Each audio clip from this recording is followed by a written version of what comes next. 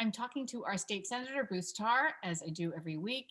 And Senator, this is the hard 1 year anniversary of the state going into lockdown because of the pandemic. What are the things that stand out for you as you reflect back on this year? Well, there are so many. And one of the things that strikes me is how unusual this past year has been, the year encompassing the start of the public health emergency to right now, and how we've traveled such a strange path together. And we've had to learn to adapt to use technology like what we're using, Heather, in a way that many of us were not that well versed in before. We've had to learn to cope with isolation from friends and family and others and do it in a way that tries to keep our mental health intact. We've learned that when the chips are down, our neighbors can be really strong. And we've seen our first responders and our nurses and our doctors work under incredibly difficult conditions, incredibly long hours. And we've learned about their resiliency when they've been pushed to the breaking point, but they put in that extra shift. They go into somebody's house that may have been contaminated with COVID-19. They go the extra mile to try to hold someone's hand when in the last lives of the hours of their life, when a relative can't do it. Another dimension of it is to think about folks that maybe we didn't think about very much before. The person that's stocking the shelves at a grocery store, the person that's driving a truck that's getting the groceries to the store. So many people who continue to do their job when things were really difficult and we didn't know all the risks to public health. They still showed up and they kept us going. And it's incredibly inspiring to me. So I think about the loss and the hardship and the pain, but I also think about the bright, shining light of people who did their everyday jobs in extraordinary ways and showed courage and strength that we might not have thought about before, but we know it now. And I hope we won't soon forget it. Well, that's really well said. I think courage and strength have really stood out, and we've seen heroes everywhere this Yeah. year. That's for sure. Well, I think what we saw was that ordinary things in our lives are done by extraordinary people. Thank you for that. So let's talk about some proposed legislation on vegan Sure. health and some good news for workers, right? There are things that for employers and employees, Heather. And so, one of the things that we've talked about a lot and is an important issue as far as I'm concerned, is that our employers have paid a heavy price for the rules that have kept us more healthy during the pandemic. They haven't been able to be open as they would like to. They haven't been able to have as many customers in their stores, whether it be retail stores or restaurants. They really have suffered to keep us safe. And from my perspective, it's incredibly important, and I know this is a shared perspective, that we do everything within our power to be able to help them survive. Because you and I have talked about the fact that a lot of restaurants have gone out of business. We have seen in the media other kinds of retail operations, other kinds of employers not being able to survive. So we really need to keep the people that we have that are in business and the people that work in those businesses. So what's happening is there are two particular things that are time sensitive right now. Number one is that personal or payroll protection program loans, PPP loans, that were allowed to be able to pay things like payroll and rent. If you kept a specific amount of people on your payroll, they converted to grants. So they went from a loan to a grant. The federal government does not tax the amount of that grant, but unless we change state law, it will be taxed. And so these are folks that have done the right thing. They've kept their payroll, they've kept people on the job, and they're about to get thrown this really heavy burden of the tax on the loan forgiveness. We need to change that. And we don't have a lot of time to do it because business tax returns in many cases are due earlier than our own personal tax returns. And so we have been advocating, a number of us have sent letters to the Senate President and to the Speaker of the House saying we really need to do this. And the second issue, which we've also sent letters about, has to do with unemployment insurance. And so if you are an employer that is responsible for paying unemployment insurance, last week you got a letter that looked something like this. And basically what it tells you is that if Massachusetts doesn't act, the average contribution per employee for employers in Massachusetts will go from $539 to $866. It's about a 60% increase. And so the governor a while ago had started to look at this.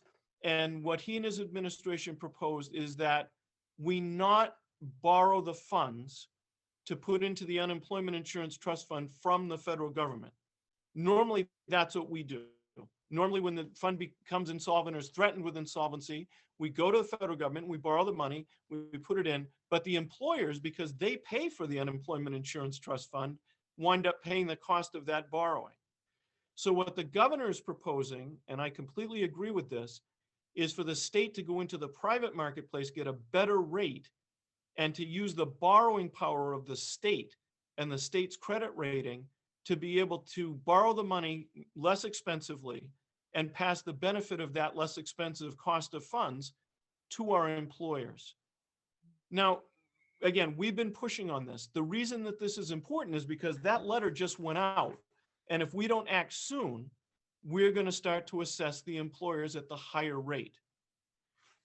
So just about 2 hours ago, from when you and I started this interview, we received a press release from the Senate President and the Speaker and the House Chair of the Ways and Means Committee and the Senate Chair of the Ways and Means Committee.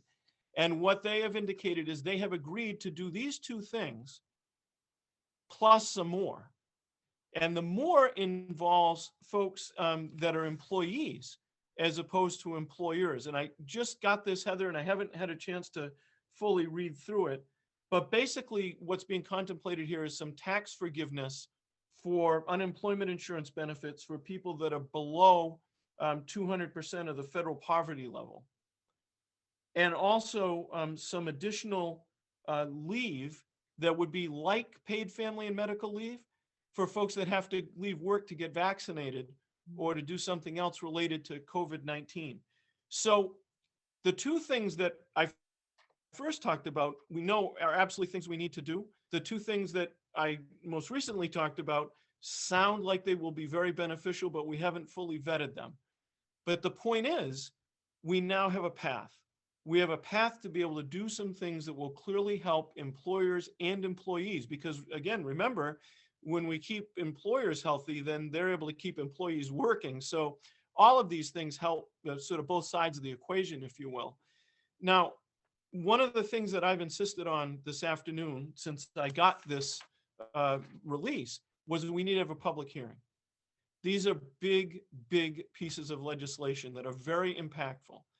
And so I've been communicating with the Senate President to secure a public hearing. I am fairly confident we will have one. I do not have a date yet, but that will allow everyone to be able to tell us their thoughts on these bills. And through social media, we'll communicate that on tartalk.com and my Facebook page and every way that we can. We just don't have all the details yet.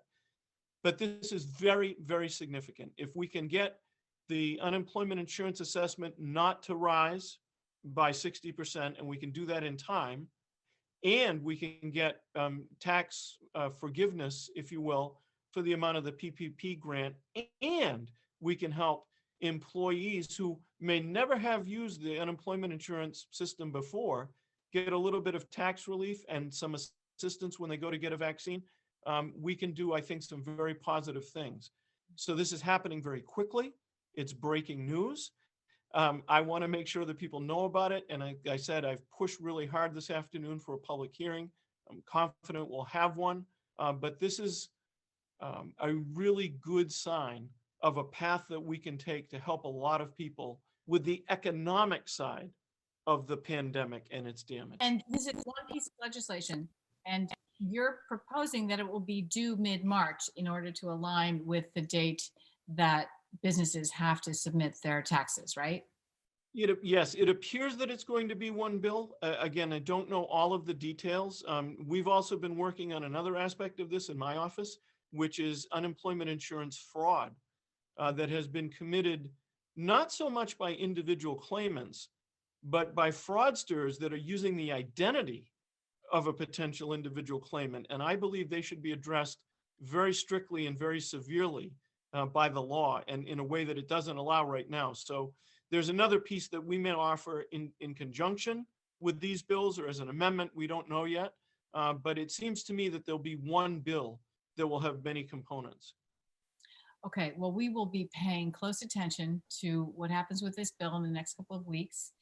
And anything else you want to catch us up with before we go? I would only say that we continue to be hearing a lot from our constituents about vaccinations. Now that teachers are eligible, the pool for people who are eligible has gotten much larger, but the amount of vaccine has not. And so we continue to call upon our colleagues in the federal government to do whatever is necessary to increase the amount of vaccine. I know the governor this afternoon was going to be on the phone with the federal government, the officials that are responsible for the vaccine program, trying to ascertain when we might see more vaccine. As I think we may have talked about, the Johnson & Johnson vaccine is only so far being delivered at about a third of the quantity that we had expected. And so there are various things happening to try to boost that production. So I don't think these days you and I can have a conversation about talking about vaccines, but a lot of things that are happening. We still encourage folks to have patience. I know it's not easy, but we're trying to do everything we can, particularly on Cape Ann, to make as much vaccination possible as we can. Well, I don't get out that often, but I was out over the weekend and I saw quite a few people with "I've been vaccinated" buttons. So that was heartening, you know. So this time last year, we're just beginning to see masks, and now we're beginning to see "I've been vaccinated" buttons. There's no question. It actually is quite remarkable how fast the vaccine got produced and is being distributed. There's no doubt about it. And again, one thing we've seen that is very good is the amount of efficiency that we've had in Massachusetts. The amount of vaccine that we've received that's actually gone into people's arms is very, very high. And so we're not wasting the vaccine, it's getting out. Well, we look forward to talking to you next week, and good luck with everything, particularly this piece of legislation. I know it will help a lot of people. Well, thanks. We're going to push really hard to get this done. Again, we might have some debate about some of the specifics, but the main point is we understand the problem, we understand the time frame, and we're going to try to get something done as soon as possible. Well, thank you very much.